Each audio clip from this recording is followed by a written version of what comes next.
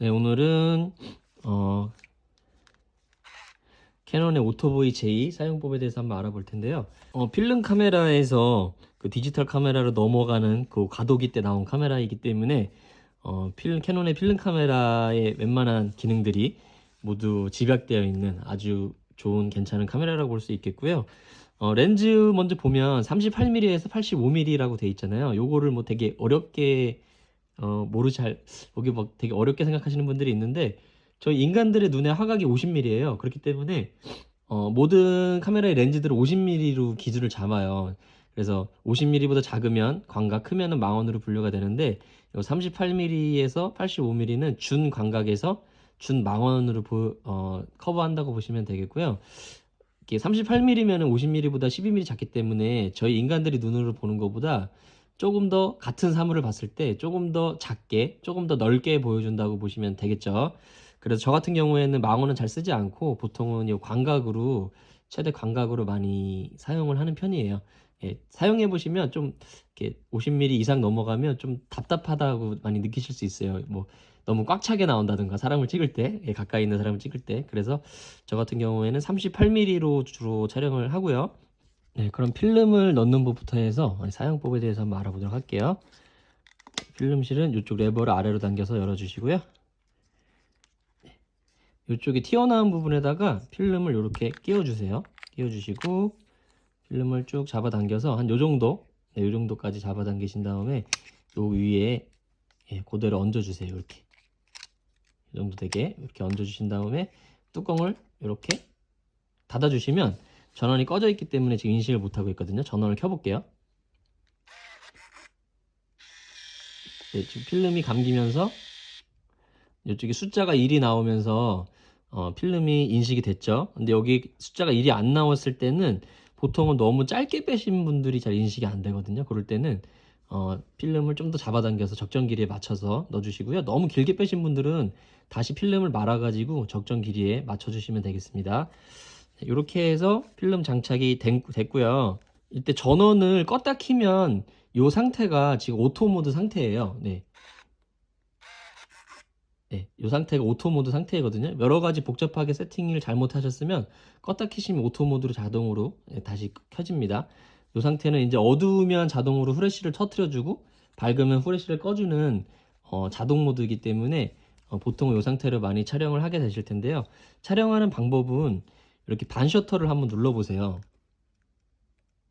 네, 반 셔터를 눌러보시면 이쪽에 초록불이 들어오잖아요. 이게 카메라가 준비가 됐고 후레쉬도 준비가 됐고 모든 촬영 준비가 됐다라는 의미거든요.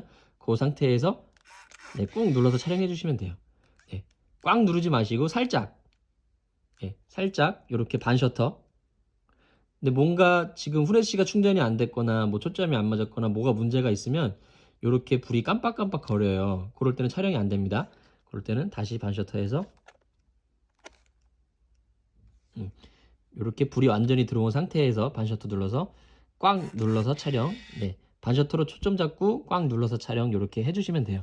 이게 자동 모드예요. 굉장히 쉽죠? 네, 그리고 이제 화각을 잡아주는 거는 그리고 요거는 이제 네, 줌으로 자기에게 맞는, 네, 네, 당시 상황에 맞는 줌을 선택해서 촬영해 주시면 되고요. 그리고 아래쪽 보시면은 이쪽에 레버가 하나 있어요. 이게 뭐냐면 간이 파노라마 기능인데요. 요 레버를 파노라마 쪽으로 제끼시면 파노라마 쪽으로 제끼시고 뷰파인더를 보시면 뷰파인더 위아래를 가려주기, 이렇게 까맣게 가려줘요. 그래서 되게 와이드한 사진을 찍는 것처럼 효과를 주는 간이 파노라마 기능인데 어떤 원리냐면 필름이 이렇게 네모나게 들어가 있잖아요. 요 위아래를 검은 막이 내려와서 가려주는 원리거든요. 그래서 이렇게 요 길게 와이드하게 찍힌 것 같은, 실제로 와이드하게 찍히는 건 아닌데 와이드하게 찍힌 것 같은 효과를 주는 그런 원리라고 보시면 되겠어요. 그래서 요거는 간이 파노라마 기능이라고 보시면 되겠고, 이쪽 뒤쪽에 보시면 되게 복잡하게 막 여러 가지가 있는데 요것도 알기 쉽게 설명드리면 우선 캡션 기능이 있어요. 요 캡션 기능이 뭐냐면 그러니까 사진에 여러 가지 정해진, 지금 자료 영상으로 나가는 것처럼 여러 가지 문구를 사진에 새겨서 나오게 할 수 있는 기능인데요. 요게 4개 국어가 돼요. F가 프랑스어고요. 요 캡션을 누르면 나라를 선택할 수 있거든요. 캡션을 누르면 문구를 선택할 수가 있어요. 지금 F로 되어 있기 때문에 프랑스어거든요. 6개의 문구가 있는데 각 언어별로 네. 1번부터 6번까지 정해진 문구가 있어요. 요거는 제가 지금 자료 사진 나가고 있죠. 그렇게 된다고 보시면 되겠고, 나라를 선택하는 거는 요 셀렉트 버튼, 캡션 버튼 누르신 다음에 요 셀렉트 버튼 누르면 이쪽에 앞에 D에 뭐 F 바뀌잖아요. D가 독일이고요. ES는 스페인어, 그리고 이제 E는 영어겠죠, 당연히.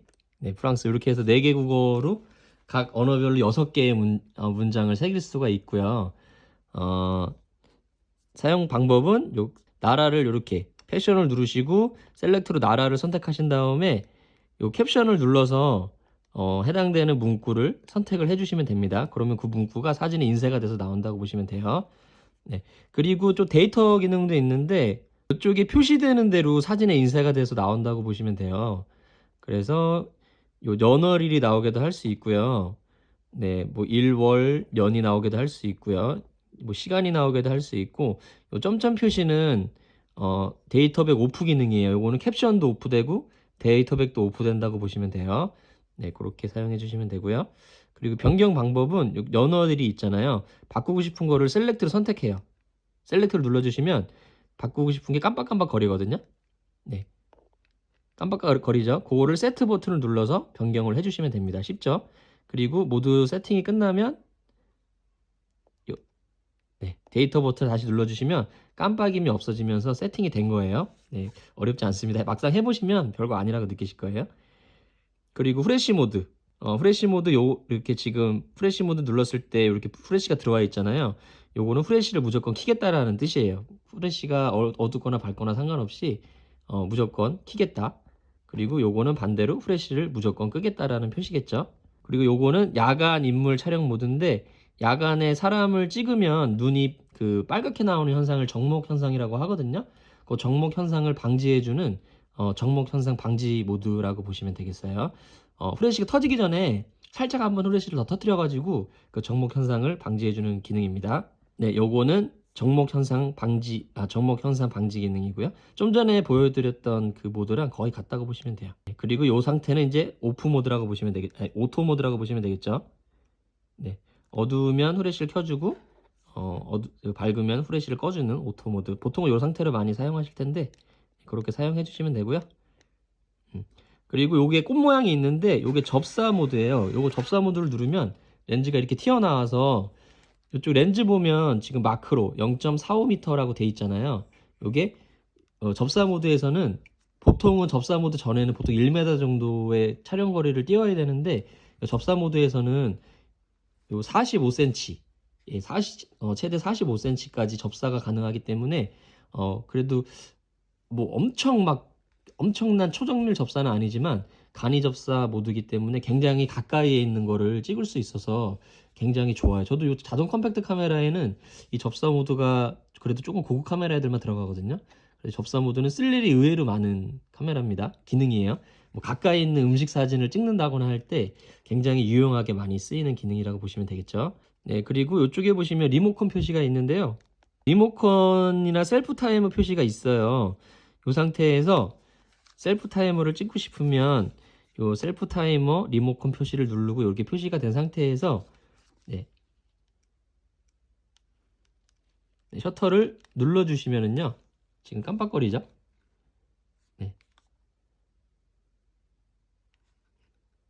대략 한 8초에서 10초 정도 되는 것 같아요. 이렇게 셀프 타이머가 작동을 하고요. 그리고 리모컨을 쓰실 때는 그냥 아무 때나 누른다고 되는 게 아니고요. 이 셀프 타이머 리모컨 모드로 선택이 돼 있어야 돼요. 이렇게 셀프 타이머 리모컨 모드로 선택이 된 상태에서 일반 오토 모드일 때는 작동이 되지 않습니다. 이 상태에서 리모컨을 눌러주시면 한 2-3초 정도 있다가 촬영이 돼요. 그렇기 때문에 셀프 타이머 모드랑 리모컨 모드 한번 살펴봤고요. 그리고 이쪽에 한 번 더 누르시면 이쪽에 막 사진이 여러 장 겹쳐 있는 것 같은 표시가 나오는데 이게 뭐냐면 이게 연사 모드예요. 그래서 이 셔터를 누르고 있으면 요즘 뭐 디지털 카메라처럼 1초에 뭐 10장씩 시키는 건 아닌데 그래도 나름 빠른 연사를 보여주죠. 셔터를 누르고 있으면 네, 자동으로 이렇게 촬영이 되는 연사 모드가 가능합니다. 네, 그렇게 해서 모든 촬영이 끝나면 필름을 자동으로 감아주는데요. 중간에 카메라가 고장날 수도 있잖아요. 그래서 필름을 빼야 될 때가 있어요. 근데 필름이 이쪽에 막 엉켜 있기 때문에 필름이 빠지지가 않거든요.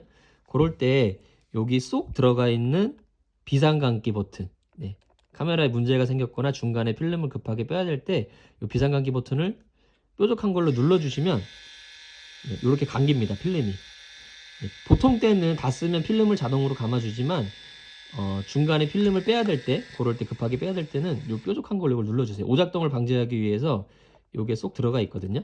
네, 이렇게 쏙 들어가 있는 걸 눌러주시면 돼요. 네, 그렇게 하신 다음에 이 필름은 빼가지고 현상수에 맡겨주시면 되겠죠. 참 이게 기능도 굉장히 많고 실용적 기능도 많고 접사 모드라든지 캡션 모드, 데이터백도 다 지원을 하기 때문에 굉장히 제가 여러분들에게 추천드리는 카메라인데 한번 사용해 보시고요. 뭐 궁금하신 점 있으시면은 댓글 달아주시면은 확인하는 대로 댓글 남겨드리도록 할게요. 감사합니다.